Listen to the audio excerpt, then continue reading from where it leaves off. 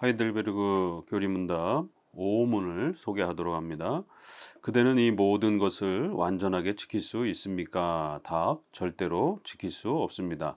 나는 본성적으로 하나님과 나의 이웃을 미워하는 성향이 있기 때문입니다. 성경에서 가르치는 죄란 무엇인가?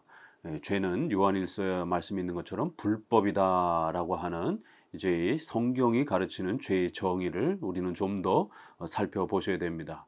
죄란 좀 더 객관적인 겁니다. 많은 사람들이 죄를 주관적인 것으로부터 많이 출발하면서 내가 거짓말하고 내가 사람을 미워하고 또 시기, 질투 이러한 자신의 주관적인 그러한 그 죄의 어떤 느낌과 어떤 이러한 행위와 내용에 많은 집중을 하는데 성경이 말하는 죄란 그런 주관적인 그러한 실천적인 그러한 범죄의 이러한 내용들보다 그 실천적 범죄를 만들게 하는 그 죄의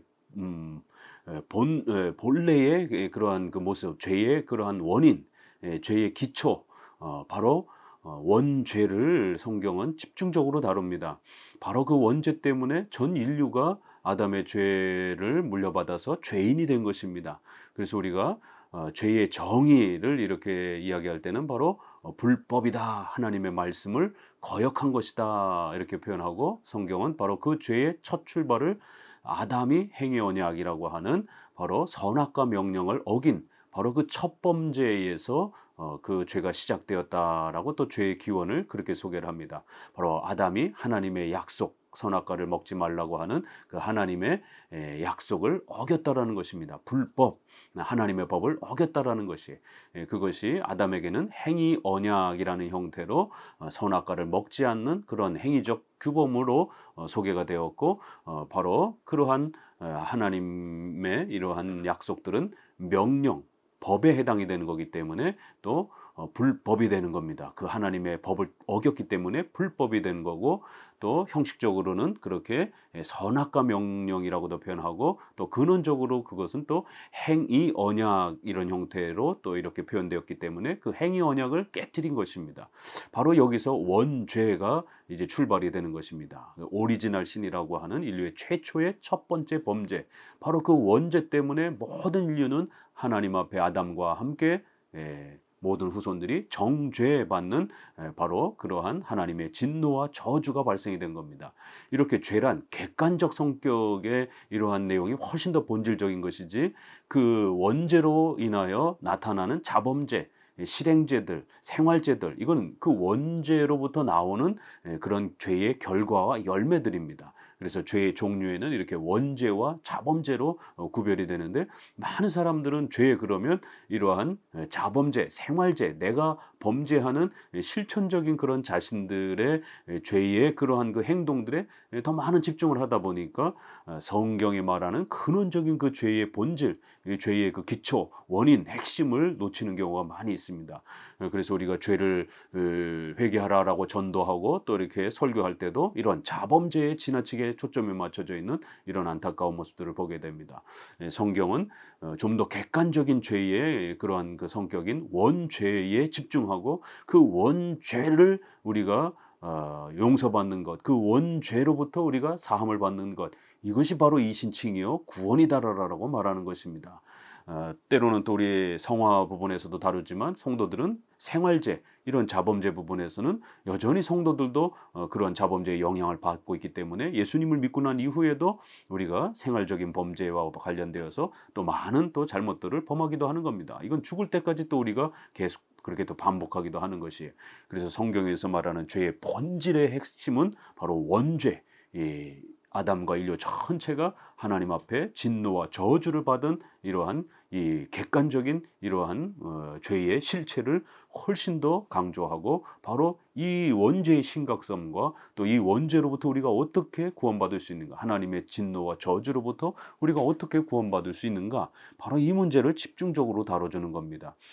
그렇기 때문에 이제 하이델베르그 교리문답도 인간의 비참함 바로 그것은 아담의 첫 범죄로부터 그렇게 발생한 이 원죄 그래서 그 원죄에는 죄책과 부패, 오염이라고 하는 두 가지 형태로 구성이 되어 있습니다. 바로 하나님 앞에 우리가 저주와 정죄를 받아서 죄의 그 책임, 형벌의 책임을 짊어지고 있는 그러한 자가 되었다라는 겁니다. 죄의 책임을 갖고 있다라는 것이에요. 범죄에 대한 그 책임과 그러한 형벌의 책임을 갖고 있다라는 거예요. 그래서 줄여서 죄책 이렇게 표현을 합니다. 그리고는 그 죄에 대한 죄책 때문에 실제로 부패하고 오염되어지는 더러운 상태에 빠지는 인간의 전적 부패가 소개가 되는 거예요. 그래서 원죄 안에도 그 원죄의 요소는 죄의 가장 본질인 원죄 안에도 이렇게 죄책이라는 것과 또 부패 이렇게 두 가지로 구성이 되어 있는 겁니다. 그래서 원죄의 핵심인 죄책, 하나님으로부터 정죄받아서 우리가 그 형벌의 책임을 짊어지고 있다라고 하는 영원히 지옥의 형벌을 받아 죽어야 된다라고 하는 이러한 죄의 책임을 짊어진 죄인이 되었다라는 겁니다. 그리고는 실제적으로 인간은 더럽고 부패한 자로 또 그렇게 나타난다라는 것이 이렇게 인간의 비참함, 바로 죄, 원죄, 자범죄, 또 그 원죄 안에 인간의 가장 최 본질인 하나님으로부터 정죄와 저주를 받은 상태, 바로 죄의 책임을 짊어지고 있는 이러한 상태, 그리고 그로 인하여 전적으로 부패하고 더러워지는 오염된 그런 인간의 또 본성들, 이러한 부분들이 인간의 이제 죄에 대한 내용에 있어서 나와야 되는 성경적인 죄관들입니다. 이런 것들을 어떻게 환상과 꿈을 통해서 또 이런 걸 어떤 무슨 그림으로 이렇게 나타낼 수가 있겠습니까? 그렇기 때문에 성경을 통해서 죄에 대해서 교리적으로 올바르게 잘 배우고 설명하고 듣고 그것을 믿는 것이지, 이러한 죄관을 어떻게 상세하게 이해할 수 있겠습니까? 무슨 꿈을 통해 가지고 이런 원죄, 자범죄, 또 죄책, 전적 부패, 또 첫 번째 범죄, 행위 언약, 이런 부분들을 무슨 그림으로 나타낼 수가 있습니까? 그래서 많은 분들이 성경을 그림으로 또 이렇게 아이들에게 가르치려고 이렇게 하지만, 그 그림 한 장에 보여져 있는 거 보면 무슨 이렇게 과일나무 같은 데서 아담이 하와가 이렇게 사과와 같은 과일을 따먹는 장면, 거기에 뱀이 있는 이런 장면, 뭐 그걸 가지고 뭘 어떻게 설명을 합니까? 그 그림 한 장 갖고는 설명할 수 없는 것이에요. 그래서 우리가 교리적으로 죄를 배워야지, 성경을 통해서 죄를 배워야지, 그림을 가지고 무슨 영상을 가지고 이렇게 죄의 본질을 가르칠 수 있는 게 아닙니다. 무슨 환상을 통해 가지고 그렇게 죄를 깨닫는 게 아닙니다. 또 보편적으로 이렇게 상대적으로 다른 사람과 비교해 가지고 내가 이렇게 못났구나, 이런 개념의 상대적인 그러한 도덕적인 그런 죄책감에 이러한 죄도 죄의 본질이 아닌 것입니다. 성경이 말하는 죄의 본질이란 바로 이렇게 최초의 범죄, 아담의 그 첫 범죄, 바로 행위 언약을 깨트린 하나님의 법에 불순종한 바로 이 첫 번째 범죄, 오리지널 신이라고 하는 그러한 첫 번째 범죄로 인하여 원죄가 생겼고, 그 행위 언약의 약속은 아담과 인류 후손 전체가 함께 참여하는 그런 약속이었기 때문에 우리 모든 후손들도 그 죄가 전가되어서 죄인이 되었다라는 것입니다. 이러한 죄의 전가, 또 이러한 죄의 종류, 또 그 다음에 죄의 결과는 하나님과 우리가 떨어졌다라는 것, 우리의 의가 원래 주셨던 그 우리의 의가 완전히 파괴되었다라는 것, 부패되었다라는 것, 그리고 이제 이 땅에서의 비참함과 지옥의 무서운 형벌을 받는 상태가 되었다라는 것, 이런 죄의 결과, 이런 모든 부분들이 바로 성경을 통해서 우리가 차근차근히 배워가야 하고, 바로 그러한 죄들을 깨닫고 내가 아담의 그 첫 범죄에 그러한 참여한 죄인임을 믿습니다. 나도 그런 무서운 진노와 정죄받은 원죄를 짊어진 죄인임을 믿습니다. 또 지옥의 영원한 형벌을 받을 그런 자임을 믿습니다. 나는 전적으로 부패한 자임을 믿습니다. 이 죄로부터, 이 나의 죄값으로부터, 죄의 형벌로부터 벗어날 길은 선행이나 어떤 경건의 열심이 아니라 오직 예수 그리스도의 희생과 공로를 통해서만이 우리가 구원받을 수 있습니다 라고 이렇게 고백해야 구원을 받는 것입니다. 바로 이 죄에 대한, 또 구원에 대한, 그리스도에 대한 고백이 이루어질 때 우리가 구원의 역사가 일어나는 것입니다. 그래서 하이델베르그 요리문답은 바로 이러한 앞에서 산문에서 소개되었던 하나님을 사랑하고 이웃을 사랑하라라고 하는 근원적인 이 행위 언약의 의로운 이 요구, 하나님이 아담에게는 그 행위 언약을 선악과 명령 형태로, 그 율법의 명령을 선악과 형태로 준 겁니다. 그래서 율법의 본질은 아담이나 또 이후에 또 행위 언약의 또 이런 형태와 또 기록으로 된 또 이러한 율법의 형태가 본질적으로는 다 하나님의 명령, 율법이라고 하는 것은 동일합니다. 그러나 형식이 조금 바뀌었죠. 아담에게는 선악과를 먹지 말라는 형태로 그 율법이 정해진 것이고 요구되어진 것입니다. 또 행위 언약으로 그렇게 구성이 된 것입니다. 그러나 우리 후손들에겐 지금 우리가 선악과가 어디 있는지 모르잖아요.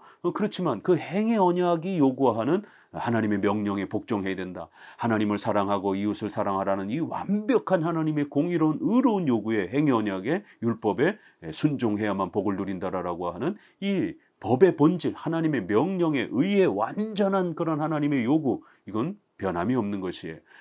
다만 우리가 그 행위 언약을 우리 인간의 힘으로 성취할 수 없는 것입니다. 그래서 은혜 언약, 예수님께서 이 땅에 오셔서 그 행위 언약의 의로운 요구를, 율법의 의로운 요구를 전부 다 순종하시고 그렇게 성취해 주신 것입니다. 그래요, 의를 얻으셔서 우리에게 값없이 주시는 것입니다. 이러한 죄의 성경에 대한 죄에 대한 올바르된 이해가 잘 세워져야만이 구원이라는 게 무엇인지를 또 정확하게 이해하고 이신칭의가 얼마나 위대한 기독교의 복인지를 정확하게 배우게 되는 것입니다. 이러한 기독교의 죄관, 구원관을 이해해야만이 기복주의에 빠지지 않게 됩니다. 예수님을 믿는다는 것은 부자가 되는 게 아니에요. 또 신비주의, 경건주의, 체험주의에 빠지지 않습니다. 예수님 믿는다는 것은 무슨 방언을 한다든가 무슨 은사체험을 한다든가 이런 게 구원받는 게 아닙니다. 이런 것 없어도 세례요한처럼 세례요한은 단 한 번도 기적을 행하지 않았더라. 그럼에도 불구하고 그가 전하는 말씀은 아주 권위가 있었더라라고 이렇게 말합니다. 어떤 선지자들은 기적을 행하고 어떤 사도들은 기적을 행하지만 이렇게 또 세례요한 같은 경우는 기적을 행하지 못했다 할지라도 그의 전하는 말씀은 권위 있는 하나님의 말씀으로 그렇게 존경을 받는 겁니다. 또 스데반과 같이 비록 기적적으로 살아나지 못했다 할지라도 그렇게 하나님 앞에 또 돌에 맞아 죽는 그러한 희생을 통해서라도 얼마든지 하나님의 위대한 사역을 또 그렇게 섬겼던 것입니다. 그래야 하이델베르그 요리문답 초반부에서는 이렇게 죄와 관련된 아주 중요한 정의들을 계속 소개합니다. 이런 율법의 의로운 요구, 행위 언약의 의로운 요구, 하나님의 공의로운 의로운 요구를 과연 누가 만족시킬 것인가? 이걸 누가 성취할 것인가? 아담은 실패했고 또 전 인류는 그 원죄를 짊어지고 부패한 상태에 있는데 우리 힘으로는, 우리 인간의 종교적 노력으로는 절대로 이 행위 언약의 의로운 율법의 요구에 우리가 다가설 수도 없고 완벽히 성취할 수도 없는 것입니다. 이 모든 것을 완벽하게 지킬 수 있습니까? 이 율법, 이 행위 언약의 의로운 요구, 공의로운 하나님의 이 요구를 만족시킬 수 있느냐? 인간은 절대로 지킬 수 없습니다. 나는 본성적으로 하나님과 나의 이웃을 미워하는 성향이 있기 때문입니다. 그래서 죄란 인간의 이 본성, 인간의 이 마음, 인간의 이 성향의 문제라는 것이에요. 그래서 죄가 무엇이냐라고 했을 때 죄가 무슨 물질인 것처럼 이렇게 오해하면 안 됩니다. 그래서 귀신을 내쫓아야만이 무슨 악한 그러한 어떤 물질이 피가 빠져나가야 무슨 구원인 것처럼 이런 것들 다 잘못된 겁니다. 죄관이 깨트려지니까 구원도 깨트려지는 거예요. 죄란 하나님과 우리 인류가 언약 관계에 있어서 결국 인간이 그 언약을 지키지 않은 바로 도덕적인 그 신뢰관계가 깨진 것이다라는 거예요. 그래서 인간의 마음의 문제, 인간이 그 도덕적인, 인격적인 그런 문제이지 무슨 악한 물질이 들어와 가지고 어떤 악한 어떤 그런 기운이 우리 안에 들어와 가지고 인간이 어떤 부패한 이런 개념이 아니라 인간의 마음이, 인간의 의지와 인격이 하나님의 말씀을 싫어하는 도덕적인 그런 범죄라는 거예요. 인격적인 그런 범죄라는 겁니다. 본성적으로 그 마음과 성향이 하나님의 법을 싫어하고 하나님을 싫어하는 인간의 이 마음의 문제라는 거예요. 그러니까 구원도 어떻게 되겠습니까? 바로 이 의지와 인간의 마음이 새로워지는 것이 중생, 거듭난다라는 것이에요. 이 죄가 흐려지게 되면 중생, 구원이라는 개념이 뭔지 잘 모릅니다. 그래서 환상 체험, 무슨 뭐 천국을 갔다 왔다, 지옥을 갔다 왔다, 무슨 이상한 체험을 했다, 떼굴떼굴 구르고 이상한 소리를 지른다라고 그러고 어떤 이상한 어떤 그 현상이 자기 손바닥과 무슨 나타난다 그러고 이게 다 잘못된 기독교의 이런 모습들입니다. 이방의 그런 샤머니즘, 미신적인 그러한 형태의 현상을 맛보는 게 마치 구원인 것처럼 중생이란 그런 게 아니라 죄악된 인간의 본성적인 이 마음, 성향, 바로 이 인간의 이 마음과 생각이 하나님을 싫어하고 하나님의 말씀을 지키지 않으려고 하고 이웃을 미워하는 이런 도덕적이고 인격적인 이 악한 마음이 선한 마음으로, 하나님을 사랑하는 마음으로, 하나님의 말씀에 순종하고 싶어하는 마음으로 그 의지와 마음과 성향이 바뀌는 거예요. 그걸 우리가 중생, 거듭났다라고 말하는 겁니다. 예수님을 믿기 전이나 지금이나 성도들은 똑같습니다. 팔 2개, 눈 2개, 다리 2개 바뀐 게 있습니까? 인간의 본질, DNA를 구성하고 있는 뼈와 육체를 구성하고 있는 인간의 이 본질은 안 바뀌는 거예요. 인간의 본성적인 이 마음과 성향, 인격이 바뀌는 겁니다. 왜요? 죄란 거기서부터 출발이 되었기 때문에. 죄가 갑자기 몸에 쑥 들어오는 악한 무슨 영이, 악한 기운이 쑥 들어오는, 그래서 막 부들부들 떨고 막 눈이 휙 돌아가고 쓰러지고 그래서 죄인이 된 게 아닙니다. 하나님 앞에 아담이 인격적으로 마음의 그러한 범죄함 속에서 악한 마음으로 하나님의 뜻을 거역한 것이 도덕적인 그러한 범죄입니다. 인격 관계가 깨진 것입니다. 그래서 하나님의 진노와 저주가 전 인류에게 선언되어진 거예요. 그 하나님의 진노와 저주도 여기 무슨 표시를 하고 다니는 게 아니라 하나님이 법정적으로 재판자가 되어서 너희들은 죄인이다, 정령 죽을 것이다, 지옥의 영원한 형벌을 받으라 라고 하나님이 선언하신 것입니다. 그래서 우리 인간의 악한 마음이 바뀌고 하나님의 그 법적인 재판장으로서의 그 저주 선언이 중단되고 제거되는 것, 이게 바로 중생, 거듭남이라는 거예요. 그래서 요한복음에도 보게 되면 이 중생을 이해를 못해가지고 죄가 뭔지를 이해를 못해서 그럼 우리가 다시 태어난다고 예수님이 자꾸 강조해야 되니까 그럼 엄마 뱃속에서 들어갔다 나와야 됩니까? 이게 오늘 한국교회 안에 죄, 중생, 구원을 전혀 이해하지 못하는 이 한국교회의 이러한 그 심각한 모습하고 같은 거예요. 죄가 뭔지를 이해를 못하는 겁니다. 그러다 보니까 중생과 구원이 뭔지를 제대로 이해를 못하는 거예요. 그러니까 부자가 되는 것, 무슨 사회 정의를 이루고 하는 것, 신비 체험을 하는 것, 무슨 방언을 하는 것, 이런 식으로 구원을 오해하는 겁니다. 죄란 행위 언약을 깨뜨린 도덕적이고 인격적인 범죄였고 결국 인간의 마음과 성향이 하나님을 싫어하는 그러한 본성적 부패 상태에 있는 것을 죄라고 말하는 거예요. 그래서 중생이란 성령 하나님께서 우리 인간의 그 의지와 마음과 성향을 선한 마음으로 바꿔주시는 겁니다. 새롭게 태어나게 만드는 거예요. 인간은 똑같습니다. 그러나 그렇게 마음이 악한 마음에서 선한 마음으로 바뀌는 것을 다시 태어난 것이다 라고 이렇게, 그래서 중생, 거듭남이라고 말하는 거예요. 외형은 똑같은 우리 인간인 겁니다. 전이나 후나 똑같이 우리 자신인 거예요. 그러나 우리의 마음, 성향, 우리의 본성이 바뀐 겁니다. 하나님을 싫어했던 마음, 본성이 하나님을 좋아하는 마음, 성향으로 바뀌는 것이에요. 그래서 본성적으로 하나님을 싫어하고 우리 이웃을 싫어하고 하나님의 법을 싫어합니다.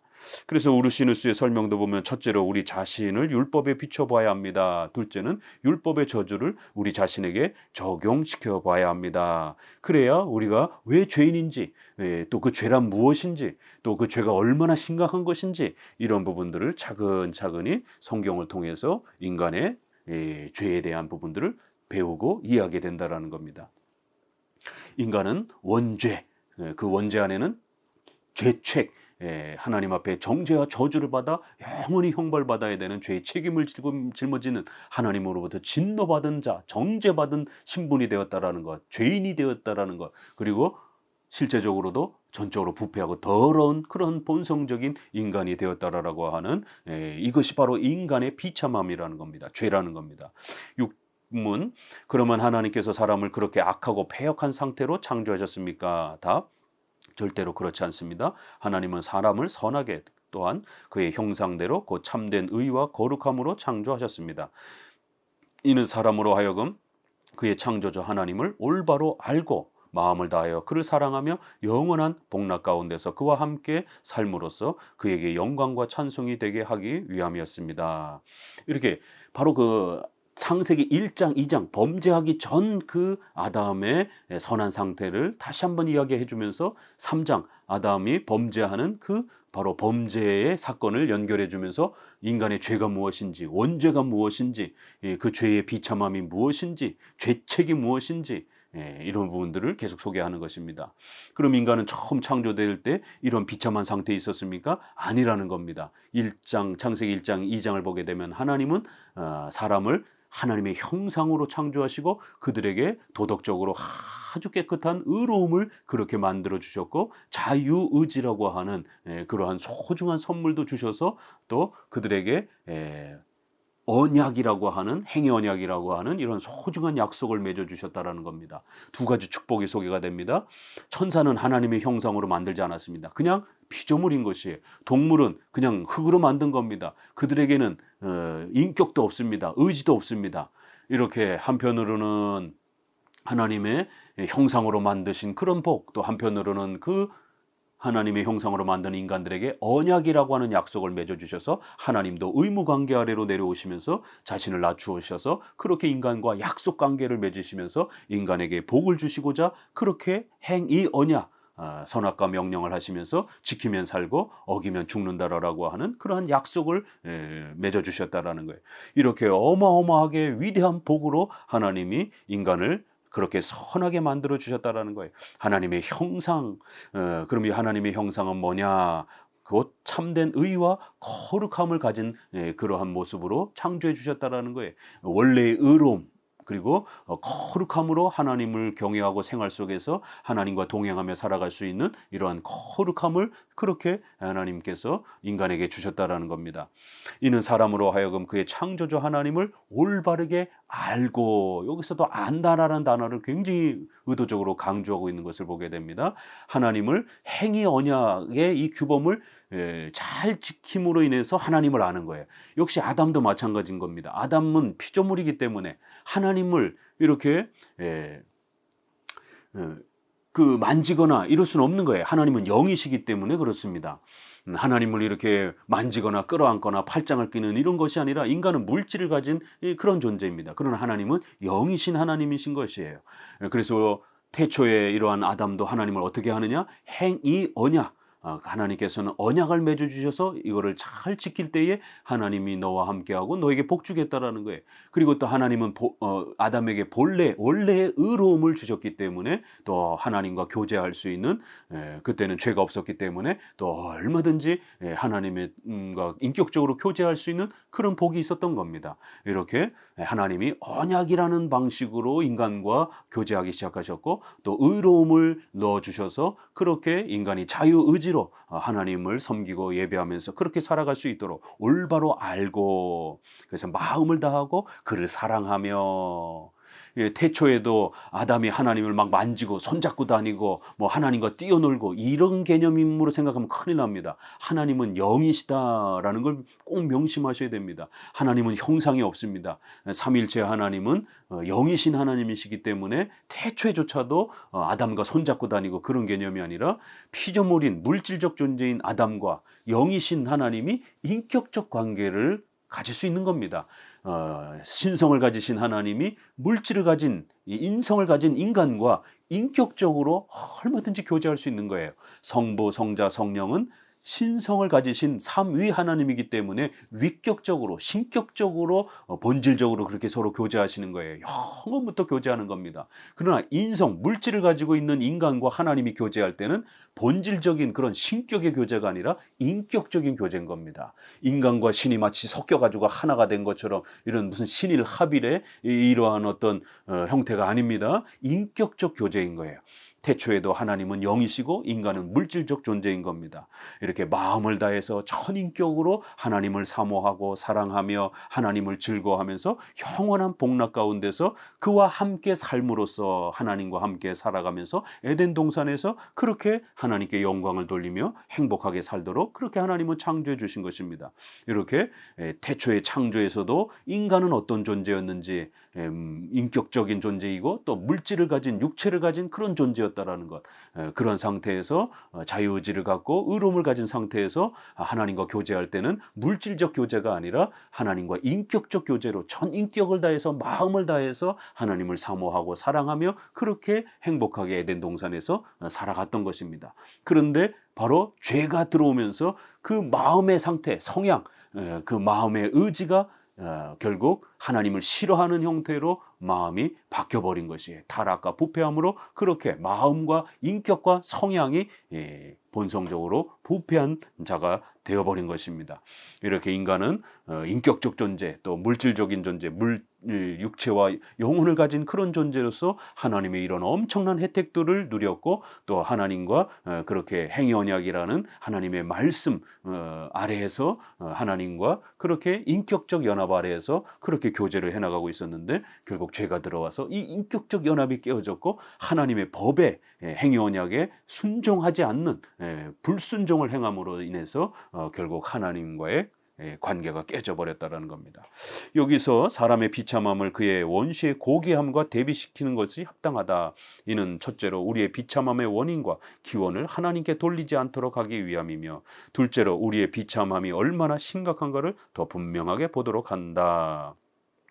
그래서 인간이 어떤 상태나 어떤 조건으로 이렇게 창조되었는지, 또 하나님께서는 어떤 목적으로 이렇게 인간을 창조하셨는지를 충분히 우리가 창세기를 통해서 인간의 그 죄 없었던 상태를 잘 이해하게 되면 죄라는 게 무엇인지를 또 정확하게 이해하게 되고, 그러면 자연적으로 예수님이 오셔서 우리의 모든 죄값을 해결해 주셨을 때에 우리가 중생, 거듭난다라는 것, 이신칭의가 무엇인지를 정확하게 이해하게 되는 것입니다. 계속해서 우르시누스의 이러한 그 설명 아래 하나님께서는 사람을 창조하실 때 어떤 목표를 가지셨는가? 첫 번째, 사람이 창조함을 받은 첫째 되는 궁극적인 목적은 바로 하나님의 영광이다.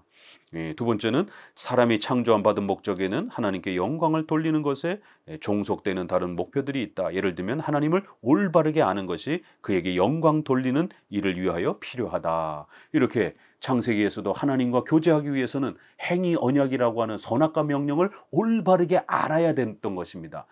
먹지 말라, 먹으면 정령 죽으리라, 먹지 않으면 영생을 누릴 것이다 라고 하는 이 약속을 정확하게 이해하고 알아야만이 이 영광스러운 상태가 유지가 될 수 있었던 것입니다. 바로 이 하나님의 행위 언약 법을 깨트린 겁니다. 거기에 대해서 반항한 것이, 불순종한 것이, 그래서 죄가 발생이 된 겁니다.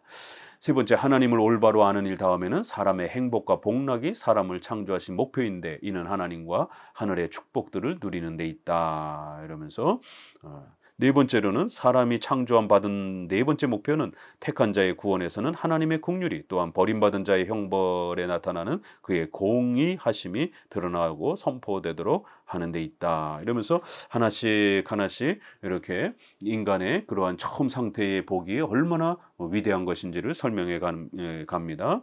그 다음에 이제 하나님의 형상이란 과연 무엇이냐?